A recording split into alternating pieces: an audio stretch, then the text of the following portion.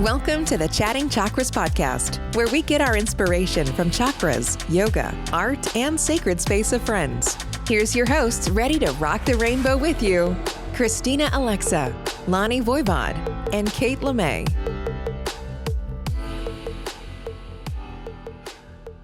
Well, good day, everybody. Welcome back to Chatting Chakras with my dear friends, Lonnie Voivod and Christina Alexa. Would you guys like to introduce yourselves today? Do we have anything new to introduce? Yeah, well, I realize I'm using this beautiful show to experiment with different taglines. So, hey, I'm Lonnie Voivod, professional muse, and I just came up with it. That's secret agent of the divine feminine. Doesn't that sound fancy? Yeah. That's nice. Your turn, Christina. Yeah, I should prepare better. Christina, yeah. I'm waiting for Lonnie Voivod to come up with a title for me. Oh, well, I mean, immediately Fire Goddess came, just Fire because Goddess. I've seen you summon fire like nobody's business. And I was going to say spiritual badass. Spiritual Oh, that's good I too. like it. It's always better when somebody else gives you a title. Yeah. We'll see which one sticks. I mean, they all stick, right? My son Declan is constantly mad at me for nicknaming myself Boom Boom. Oh, it made it in. You can't name Episode yourself. 7. It made it in. Boom, boom. I love it. I'm like, I can name myself whatever I want. True story. And Kate, how about you? And who are you today? I'm just going to go with Kate Lemay. I am. Oh, nice. Very nice. I am Kate Lemay. Today. Nice. That's it today. Well, I couldn't be more excited to invite everyone into our conversation today about our 7th episode in the Chatting Chakra series, which is our first crown chakra and the card of Clean the Bowl, which Clean the Bowl is probably the most famous painting only because I used to run a class. I did probably 12 episodes. We had a couple other sub teachers that ran out of it that was all about Clean the Bowl. And we used to do it during Mercury in retrograde, which it is right now. We are in Mercury. And here's I put my necklace on. Did you put your necklace on? Organized, not that organized. I love it though. And Christina's in purple. I think you're in purple. Thank you guys very much for dressing up for the class today. I just brushed my hair. So there is that. All right. So who would like to read for us today? I'll read today, Okay, thanks. if that's okay. I'd love that. So, and then clean the bowl. It's important to clean a bowl after you're done using it for one purpose. Your mind is like a bowl. Clean it before you prepare your next thought. Meditation is a way to clean the bowl. Clean your bowl often. And the mantra is clean is clear. Clean is clear. That's the mantra. So Kate, I think we should start with you. I mean, you have a very tangible story to share about why this card, why this mantra, your story. So share with the Clean the Bowl story. You got it. So I was thinking, I feel like, again, this is another Wayne Dyer. Wayne Dyer influenced a lot of these cards subconsciously, although his name is not in the book at all. I believe I heard the story from him about how, if you were baking a cake and then you were going to make spaghetti, you would clean that bowl of the cake before you made your spaghetti because they don't go together, right? And so that was the origins of the painting, because there was this, I constantly feel too full. I constantly am in a state of overwhelm or constantly in a state of too much. And I think this one's so unique in that it's giving you directions. It's meditation is a way to clean the bowl, clean your bowl often. Not all of them are very directional like this. And I would say many of them, especially in the crown chakra, have to do with meditation. right? It's just an incredibly, even as you were reading, Christina, I could pause for one breath and feel that clearing, and then almost the capacity that I can move forward, right? Like, oh, you are not as, all that full is in between the ears. Right? It's like your fullness is literally created by yourself. So meditation is a way to clean that bowl. And the painting is, I mean, it's probably the most literal of all the paintings, but it's like literally of a bowl. And you know, they're harder to paint for me than they would appear. So they, like, some of them are not that great bowls, but that's the famous one on that card. And I just love this. I almost think of it like, when I'm reading that card, I literally almost think of my brain as a bowl, and like it's getting scooped out and cleaned as when you were reading it. So I love the metaphor of the brain bowl. Okay, that's what I got. How's that? Good? Yes, I love it. And the thing that, having gone through several of your clean the bowl cycles, by the way, it's been a while. Like, Yeah, I haven't done so it. years ago, you would do them. You'd look at the beginning of the year where when Mercury goes into retrograde, because energetically it's recommended that you don't start any new projects in that space, which is usually around 3 weeks, right?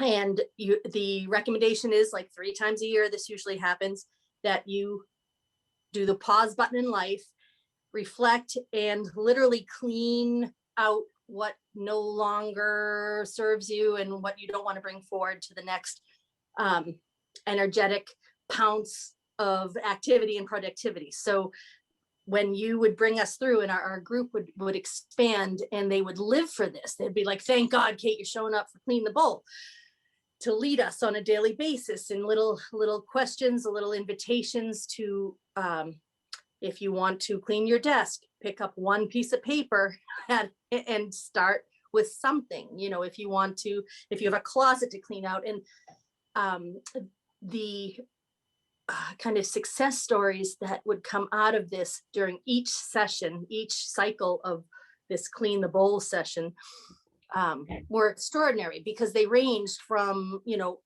whole attics to junk drawers to closets, and making space and time in people's days. But I will say that I don't know if there was there wasn't a big focus on meditation at the time, because we weren't, you know, it's well, because your environment, right? Yes. Like, I think the reason there wasn't a lot of focus for me is because, and if you look, I'm standing in my office on Saturday about this process, and there's piles all around me, piles, right? And that always the overwhelming feeling of the piles and like what they represent, and these things that we have a hard time energetically moving forward through, because it's like, if you have to deal with it, you become overwhelmed, right? So the practice in Clean the Bowl was a lot about physical environment. And once you get past physical environment, then you could have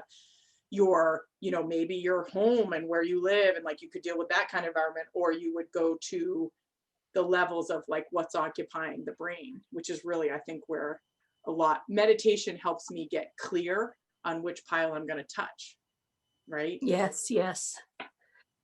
But it is a two-way street. You know, shouldn't be hard to meditate with a messy room, because we do it with closed eyes, but you feel that frustration and energy, especially over long term, you know, when just stuff piles up. I mean, we know this in life. This is why Marie Kondo is so popular, right? This is why Peter Walsh has a following. You know, we let our outside world overwhelm us, because if that stays cluttered, it gives us a good excuse not to see what's really happening on the inside. So I do appreciate the dynamics between physical space, energetic space, environmental space, and what's happening. And, is our mind in chaos, or is our heart in calmness, and how they do play off each other. Christina, what do you think? You look like you have wisdom. I don't know about that. What comes in for me a lot about, first of all, it's neat to revisit what you're talking about, the clean the bowl days, which I wish I had made more time to clean the bowl so I could participate more back in that time. But I do remember that. What comes in for me about this card is so essential. I need it badly right now. I think a lot of people do, and we do have opportunity for this, but it's also the, not just the balance of the sacred feminine and the sacred divine masculine within us. I'm remembering from the Live and Love retreat, Kate, or I think it was you who brought up doobie doobie doo, right?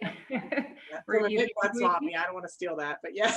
For being, right? Yeah. Doing being. Yeah.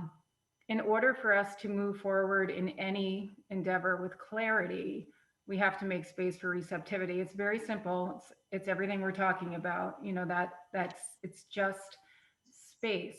But to take that a step further, what if we don't allow that space for ourselves? What if we just are, and this is, a pattern I know very well. What if we're just always doing, and never making space to clean the bowl, or to become receptive, to meditate, meditate on insight with no specific intent, just space and silence, so that, like Kate, you said, you know which pile to attack next, right? If we don't make that space, then we're at risk for having some, if not many, of our actions motivated from a place of unclarity or lack of clarity. So we can end up prolonging a trajectory instead of making a very efficient trajectory for ourselves toward whatever it is that we're motivated, or whatever we are endeavoring to experience in our lives. So what I mean is, if I'm too busy doing to stop and take space, or to meditate, and I don't take that space because I think I have so much to do, so I'm just going to keep doing, and then I say I'll meditate later, I'm actually much less efficient in my world, and I'm much less receptive, and it's more self-destructive. We get out of balance. We can feel anxious, depressed, tired. Sometimes taking that time to take a breath, again, Kate, as you said, just one breath, to feel, brings in so much clarity. And again, when we overstep that and we ignore that space, a lot of our actions can be misguided, right? The things that we commit to doing might not be motivated from our truth. They may be motivated by the anxiety we're feeling, right? Things start to snowball. So maybe the next action I commit to is because I've created anxiety because I never stop, right? I'm always doing. And that's not the right action that I really want to commit to. That's not what's going to help me. So, or anyone, I'm just speaking generally. Does that make sense to you both? Yes. So the thing that came up for me was motivation. What are we motivated by? And are we motivated by our truth? Are we committing to right action based on truth?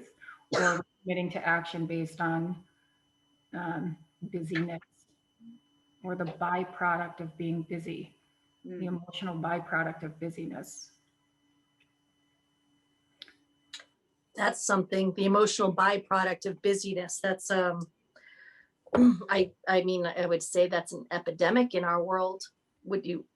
I mean, maybe it's changed this past year in some ways because people don't know which way is up with a lot of the things that are happening. But I mean, we've literally been forced to reconsider some of our habits and, where we're going and how we fill our days and weeks and months. But yeah, the busyness for the sake of self-worth, it is a chronic illness in and of itself. Think about this idea that you can't stop, I can't stop, can't breathe, when that's the time in your life where you need to do. They say, what is that beautiful? Yeah, if you don't think you have time to meditate for 5 minutes, meditate for 10. You know, double up, whatever, you know, because that's when you need it most. Yeah. And crown chakra, as we know, is all about connection, right? It transcends even masculine, feminine, or you might think of it as marriage of masculine, feminine into wholeness, but it is all about that connection to what, right? To what? It's connection to ourselves. And when we don't make time for that connection, well, you know, sometimes we don't want to stop and make time for it because there's too much there, you know, to feel, too much to go through before we can really find that beautiful sacred marriage within ourselves. But that is part of the process. I like that you tied this into busyness for self-worth, Lonnie, because I think lots of times we're so connected to, you know, root chakra identity. Like we have to have some identity. It's not okay to not have an identity. So we are going to create our world. We're going to sculpt everything in our world in order to preserve or support some sense of who we think we are, rather than putting that all down for a minute and saying, why don't I just feel who I am? Just beyond the identity because identities can change, right? Who we really are is not that.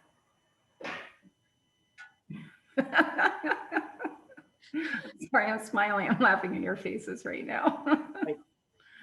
That was a pretty profound. I mean, that was pretty profound. I think, you know, what, I don't know if I've linked it to the need of the root chakra to stand firmly into some identity. That's so how do you let go? Thanks for listening. Find us on social media at The Chatting Chakra Show and at www.katelemay.com. Check back weekly for new episodes where we are always celebrating, enjoying the journey. If people are only listening to this and they can't see you, see if you can go get yourself a screen and watch. And I've told this story before, but obviously not in this podcast. So, you know, during a time in my life when I was needing a lot of reassurance, right? I was living, my wound was up a lot. I was in my 20s.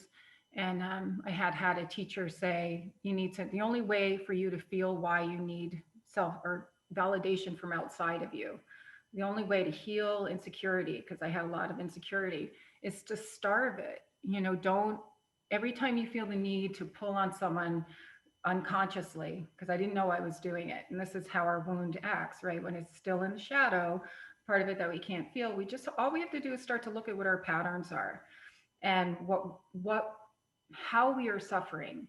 And I was suffering, and I knew I was suffering from the feeling of persistent insecurity. And then I would watch my patterns, say, okay, I see that I'm needing reassurance here. And I nipped it in the bud. I got behind that first prompt. When the prompt first came up, I brought that all the way up into consciousness to unconsciously pull from the world around me so that I knew I had value, that I was valid, right? Which was actually just my insecurity pulling. And it never, ever, ever gets fed. It's an endless well. I had a teacher say to me, you need to just starve it, right? So don't do it. To change our karmic patterns, we respond differently. So my response was to do nothing. And I realized that I had been trying to create some identity for myself that made me feel valid in the world as well. Now, that didn't mean that my job changed or that my performance changed. Actually, it got better. It didn't mean that my relationships had to change.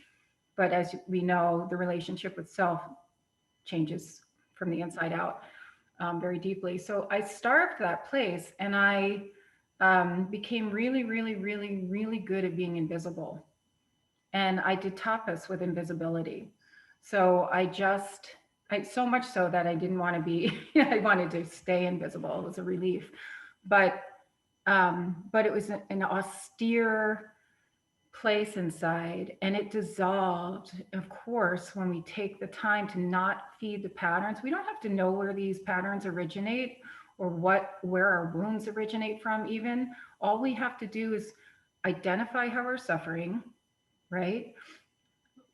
Bring unconscious patterns to the light of consciousness, and then starve those patterns and endure, witness what we feel when those prompts come up by not feeding it. That's an act of self-love.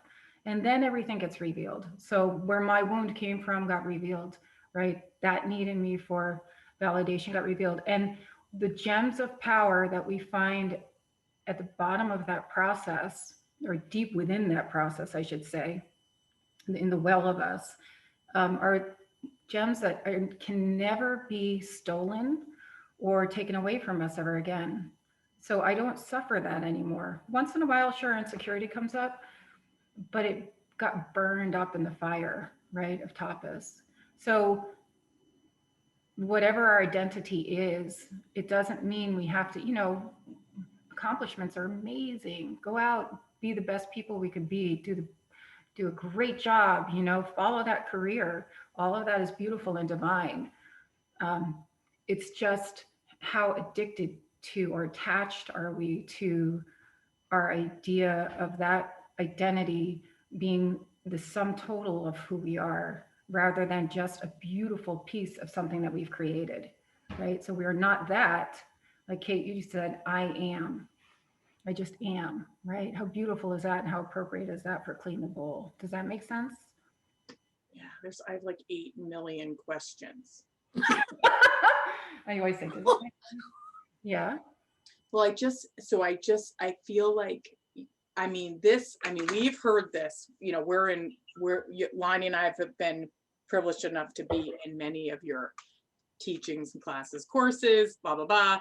This one, identify that we're suffering, see the pattern. Am I articulating this correctly? And then top us through the emotion or feeling without feeding it.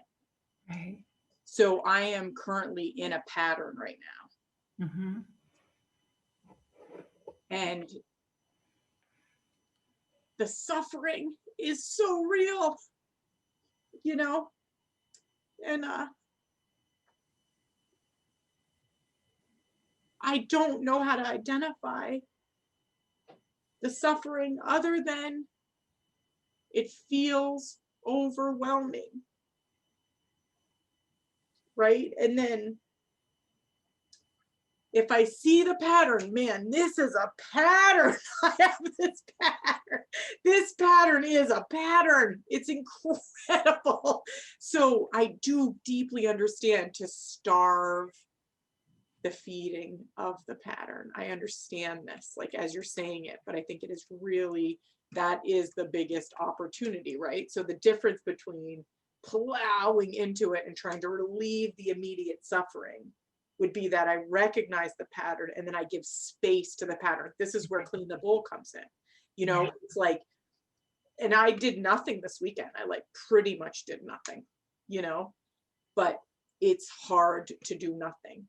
Do you know what I mean? For me, unless if I attached the clarity that I was potentially energetically cleaning that bowl, relieving this pattern, allowing it to emerge, topicing the parts that hurt. If I look at it, see how quickly that moment just passed, even here, right? It wasn't like 8 hours of suffering. It was like a breath or two of suffering.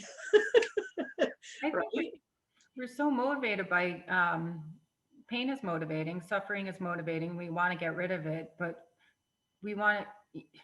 I think we're potentially in error. We have potential for error there and healing by wanting to get rid of it too quickly before it's had a chance to be a guest in our house that we are actually listening to. Remember, in tapas, a feeling arises and then it becomes full bloom. We have to feel it all the way through and it dissolves on its own. We are not the dissolvers. We're not the ones who pick up the baggage and throw it out of the house on the front lawn. It's not that.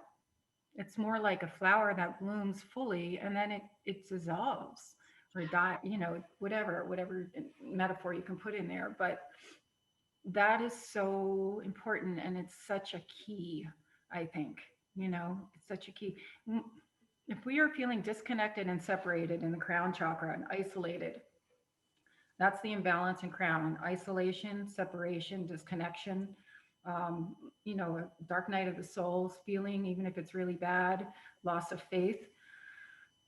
In my experience, it's time to dive down into root and get grounded, and then have the courage to feel our attachments. We will find self-love there by feeling all the way through. And if we don't know what self-love is, you've heard me say this a million times, commit to an act of self-love. Fake it till you make it, right? And then we will feel connected again and validated in a way that can't be removed, right? I'm remembering, Kate, the year that you had, I think, validate, was that the word you had one year? Yeah. Yeah. I always think of you with that. Yeah, which was, you know, a tough word to get. I always, when those words would pick us, I'd be like, really? Like, come on, can't you get a different word? You're always like, I'll trade words with Trade you. words. But you picked the word. I know, isn't that crazy? It's crazy. Or the word picked you, though. That's Yeah, what we I always feel like the word picked us. Those I definitely felt that.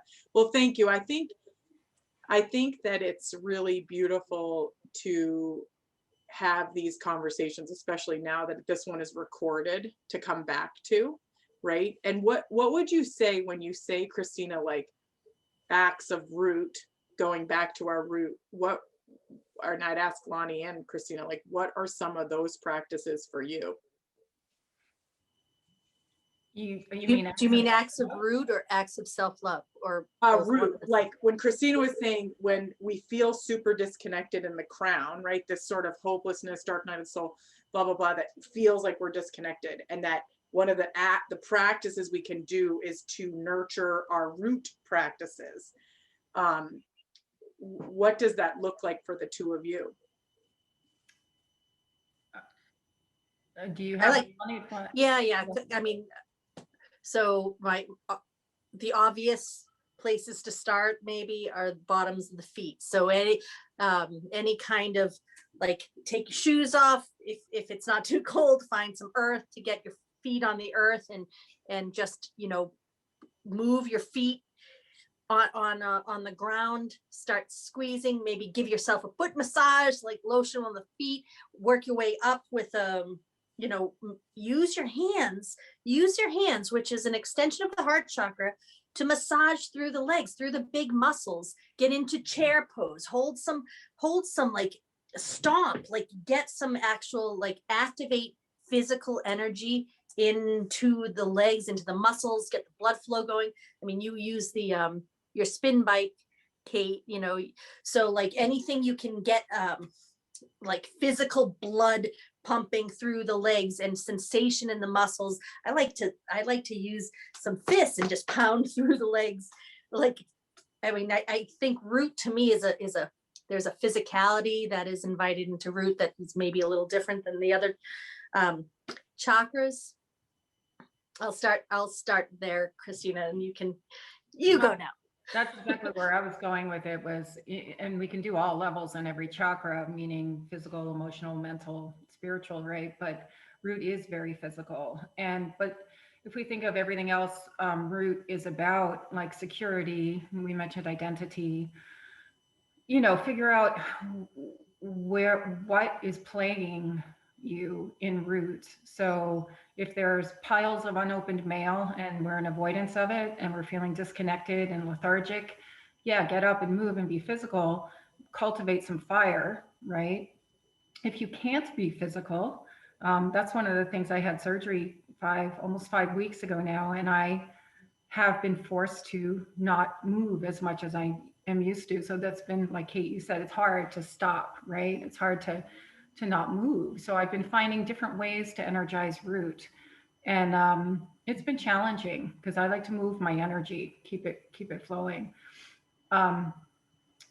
So anyway, the physical movement will cultivate fire, and that fire will help us then say, okay, where am I suffering in root? I'm suffering because I'm in avoidance of security. I don't feel secure in the world. I'm giving an example. This is not a real one, but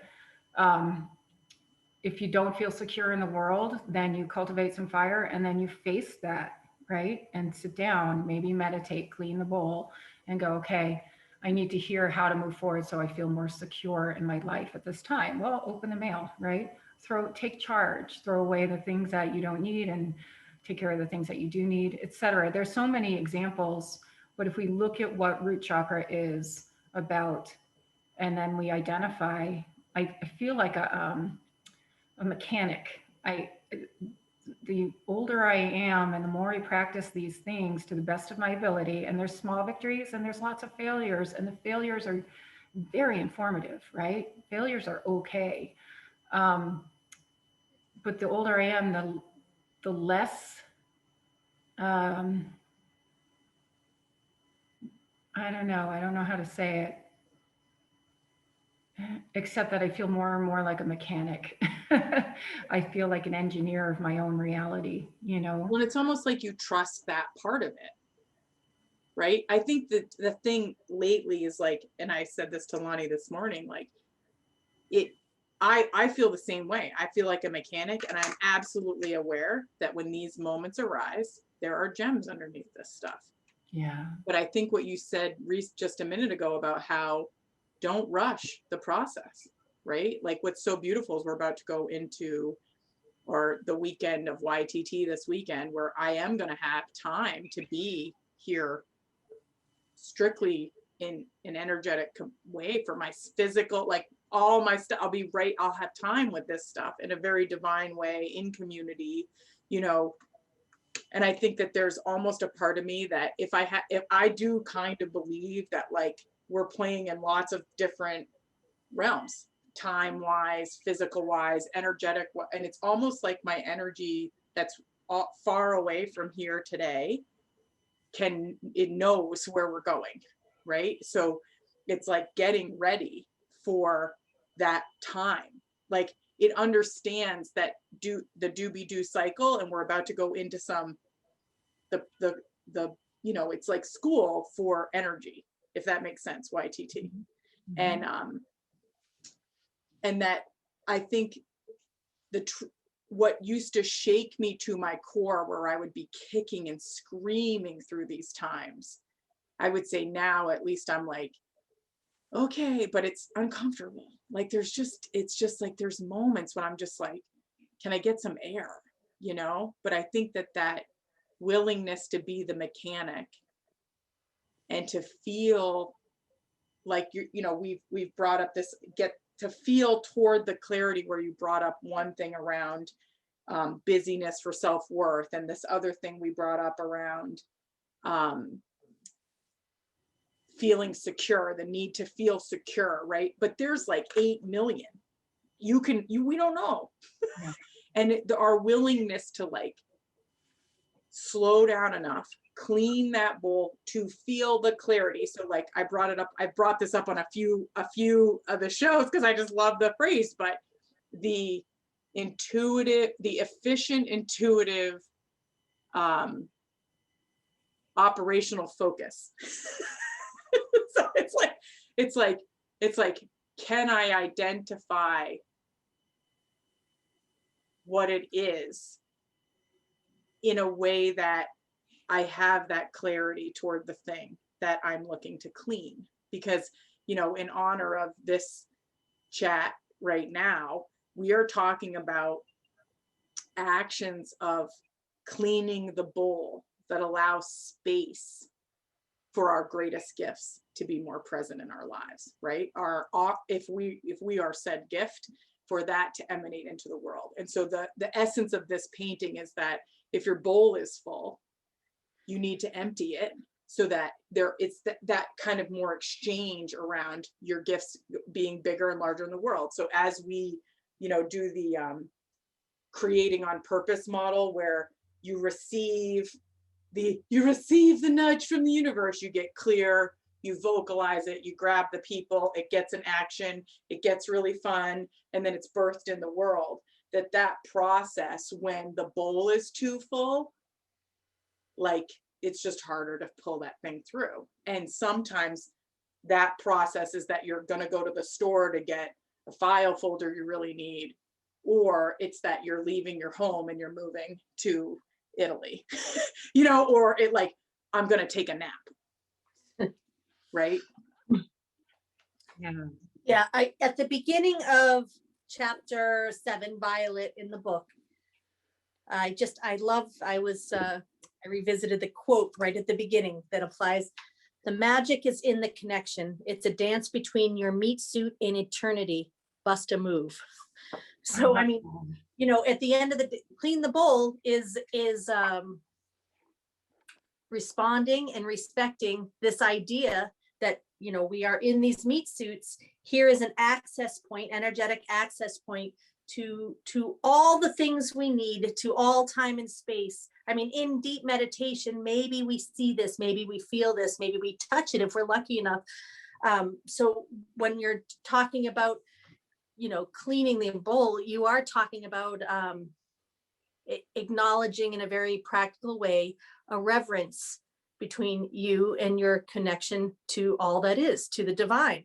I mean, it's so humbling. I love that this conversation has brought us like naturally to discuss roots so deeply, because, if clean is clear, if we have a clear understanding of our energetic connection, or even if we're just willing to play with that idea that we have the beam of light, the understanding of truth and time and space, that when we are willing to let the dust settle, clean out, the things that hinder us or that block us from acknowledging this connection, it comes all the way through and grounds to who we are. And that's when we can, play with the alignment of all the systems. And the other thing that was coming up while you guys are talking is, in addition to the chronic, syndrome of busyness, is I think Clean the Bowl is possibly the most direct card or concept around combating multitasking. When you literally convey that story of, before, after you make a cake, clean the bowl. If you're going to make pasta, like we have, our lives are in the very real day-to-day sense. There are thousands of places where we are constantly, doing 5 things at once. And in some ways we feel like that's the only way to exist, because we have to be driving and talking on the phone and scheduling appointments and, whatever's happening. But the clean the bowl for me is a reminder that, and science backs this up, that is not how we function at our best. That while that might be the habit we have adopted, especially since our, delightful little mobile phones, that we can, watch TV and listen to podcasts and make appointments and buy things on Amazon, and it can all be done in the same space. It's not really the healthiest for our synapses. At the beginning of the book of The Art of Conscious Evolution, we have these sweet wee little about the chakras, and just the core concepts being enlightenment, pure awareness, thought, universal consciousness, bliss, divine connection, liberation, cosmic oneness, transcendence, spiritual ecstasy. Woo-wee, that's some beautiful things. Here's the thing that caught those are beautiful. In the body scene, as Violet, crown chakra, top of the head, brain, pituitary gland, and nervous system. Now I know. How did I miss that? So that's Why? So again, Is this real, Christina? What's that? Is this real? Well, different resources suggest, maybe different things, but I think this is pretty consistent. And so it did inspire me to, I'm like, pituitary gland, what do I need to know about that? And I just want to throw this in this conversation. The pituitary gland is called the master gland, as the hormones it produces control so many different processes in the body. It senses the body's needs and sends signals to different organs and glands throughout the body to regulate their function and maintain an appropriate environment. That's from your hormones.info. Like, and it's just a pea-sized gland that plays a major role in regulating vital body functions and general well-being. That seems really relevant in the realm of the importance of cleaning the bowl. Whatever the habits we come out of after this discussion or listening to it, the reminder that our energetic and physical and spiritual self-care really demands our attention to inner spiritual housekeeping. Yes.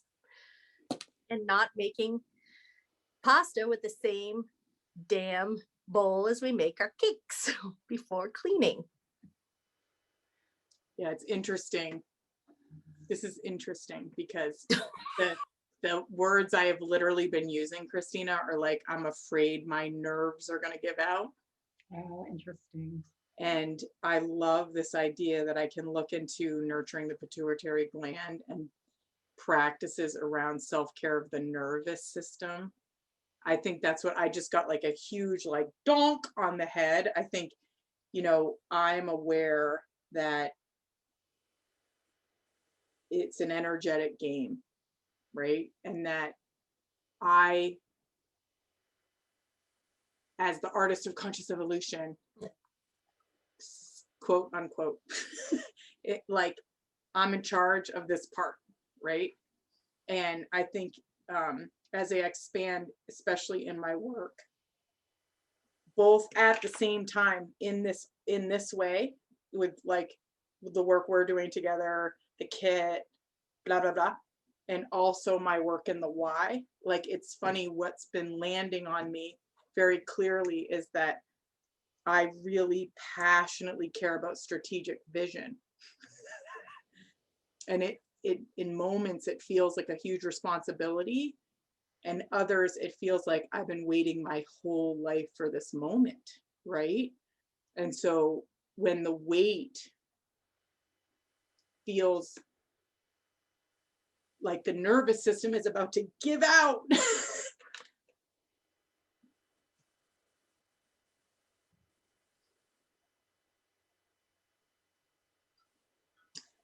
there are artists that take 4 years off to understand the art they're going to make.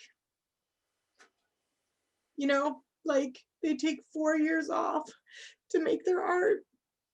And I think that my knowing is that that's what my nerves need. And yet, how do you get out when there's no air for the nerves? And so I think, like, this is a great one to be recorded and shared with the world. Probably 50 people that love me are going to hear this, right? But I'm truly in a space today, at this moment, pre-recording, that I'm not sure how the nerves are going to manage the workload I've taken on. And yet I'm very confident in what I understand about energetic systems, and that right now I'm being invited to surrender at the highest level, recognize the gifts of these. I mean, my God, you guys know I took 6 weeks offish to ground the idea we're doing right now. And I literally slept for 3 straight weeks. I just didn't get out of bed till 10. I get up every day at 4 a.m. I didn't do anything. I walked around and sat at the ocean. That was it, and I cleaned so that I could hear the grounded thing that had to happen, even when things feel like they can't happen, right? Oh, there's no time for this. And yet it was super clear. It's supporting all the energy of all the things I need in my life and my expansion and development. It is galvanizing my work with the two of you, which are in every energetic word you say. I'm like, oh, oh my God, I'm so grateful this thing is recorded. Yeah. And so I feel like, as we circle around clean the bowl, that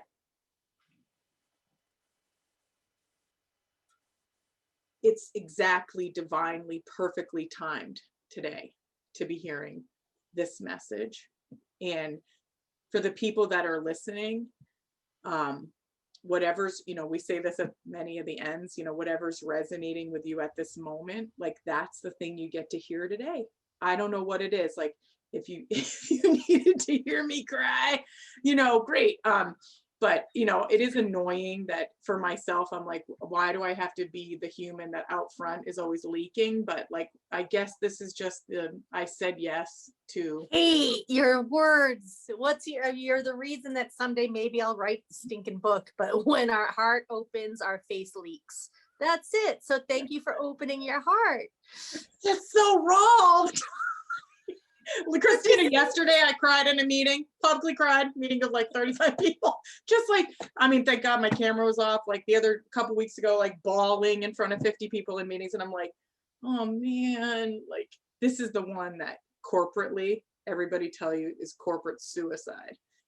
Don't be the girl that's crying in meetings. And yet the world, as I hate to brag as the secret agent of the divine feminine, I will just offer that you are actually at the forefront of leadership and what's possible, and welcoming a new way of looking at things, that where people aren't afraid of tears or aren't afraid of caring too much. So thank you for caring. I think that is where we need to be paying attention, that if you're going to really do this life, this leadership, this thing, with full heart open abandon, you better be willing to shed some tears. You better be willing to use all the resources that you have to fully break out of old concepts.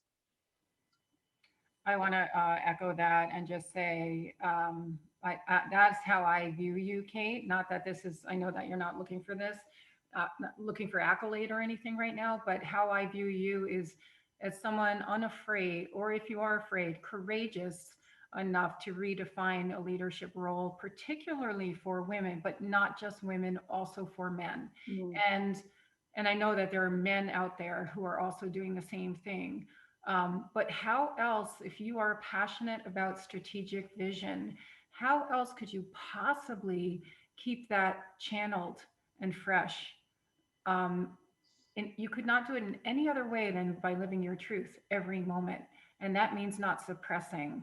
So women, we have been taught, and men, to suppress those feelings and to be appropriate in appropriate settings. What a relief. If there's something that I needed to hear today, it's the reminder of that, out of everything that we're talking about. So thank you for doing that.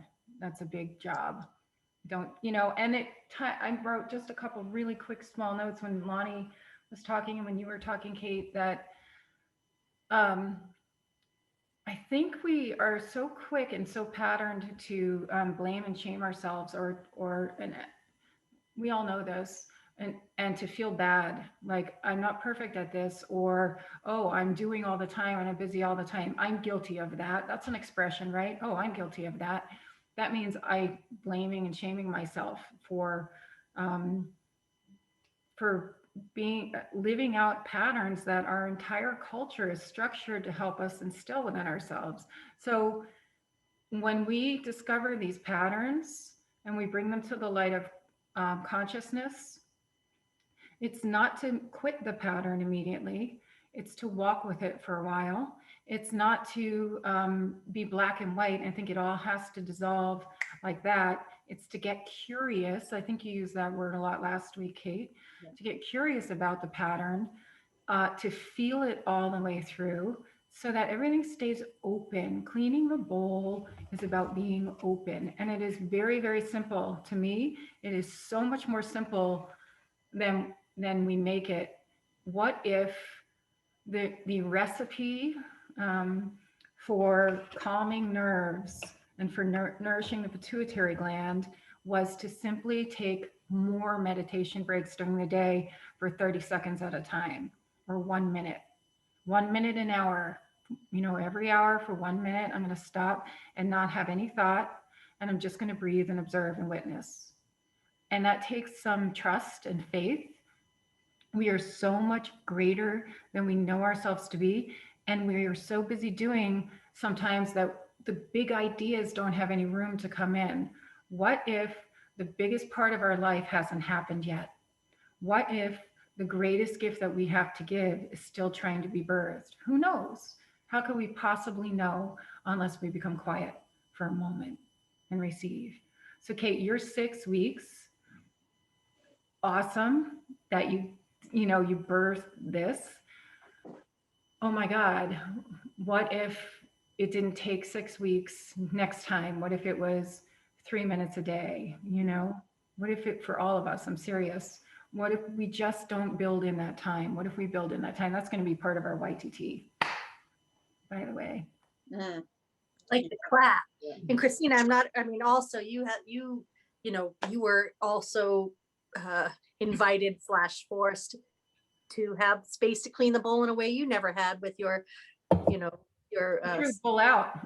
No, just kidding. Threw the bowl out. Just kidding. And I as someone who loves you both, it is amazing to witness like the kicking and screaming, and then like I can still do this, can I? Ba ba ba, and then getting to the place of like surrender. It is a beautiful thing to see you both on the other side of your bowl cleaning, and to know that it's continues to work toward elevated thought, vibration, activity, awareness, co-creation. A lot of faith and trust. It takes a lot of faith and trust, doesn't it? Yes. Yeah. I think I hear a lot like, don't teach from the wound, right? And so there's a lot of preservation of like when it's messy, or you're in that. Remember we had the episode about mush, like when we're in that space, the mushy part, the part where we feel like we're in the wound, and yet like, I don't know if it's wound. I feel it could, even if it is wound, I think there's a way to show up.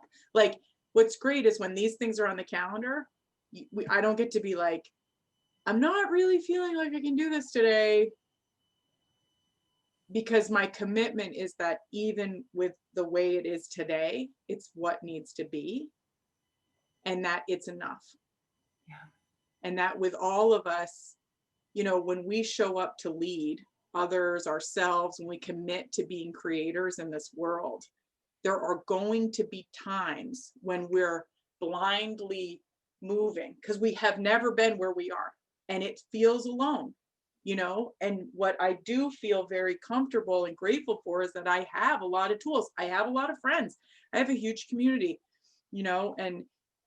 and that extends into all aspects of my life, like between the Y and my art and my chakra work and my other camps that I've worked at. It's just huge networks of people that I feel extremely supported on. So, today, I just want to say how grateful I am for both of you, constantly in this journey of conscious evolution, which sometimes pretends to be unconscious evolution. But that's the part that I feel I'm like pretty comfortable, like going, nah, I know, like this is part of it. It's part of the gift. It's a part I would embrace every second. It happened to get to recorded today, and I'll probably be embarrassed about this later, but like at the end of the day, I have to be okay because there's no more time. This is what we get this week, right? And so I feel like that's the divine gift of the universe working through me. I'm essentially this, like, I said yes, and I mean it. I mean that more than anything. I mean, I'm all in.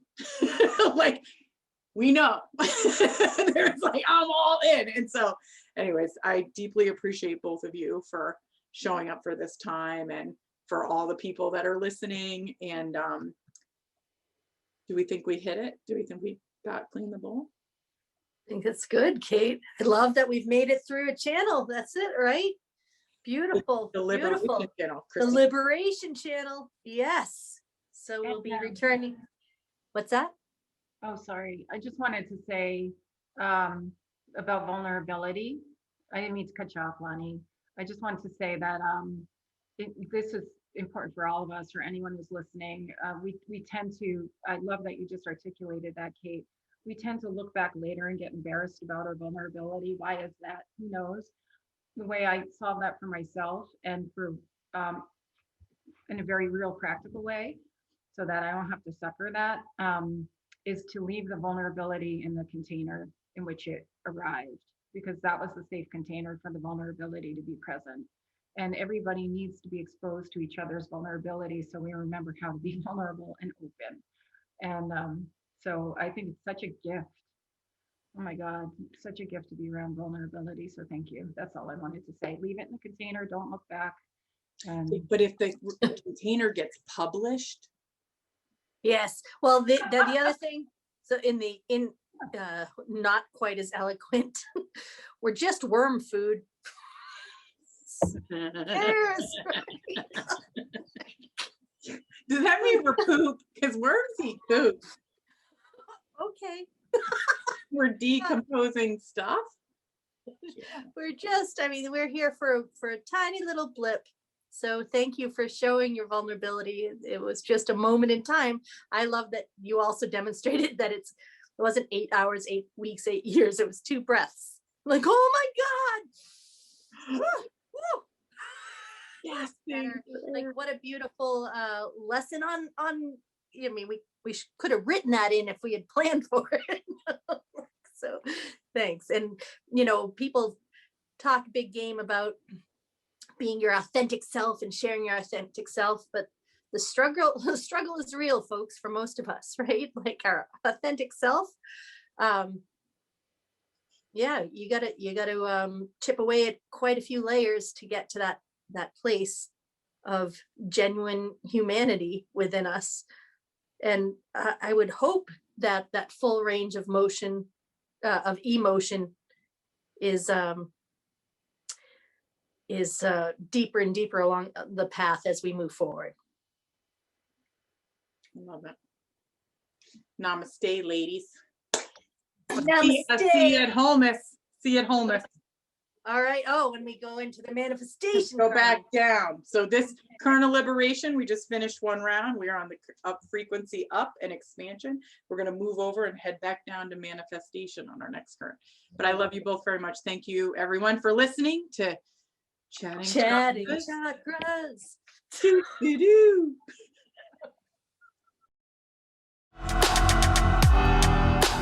Welcome to the Chatting Chakras podcast, where we get our inspiration from chakras, yoga, art, and sacred space of friends. Here's your hosts, ready to rock the rainbow with you, Christina Alexa, Lonnie Voivod, and Kate Lemay.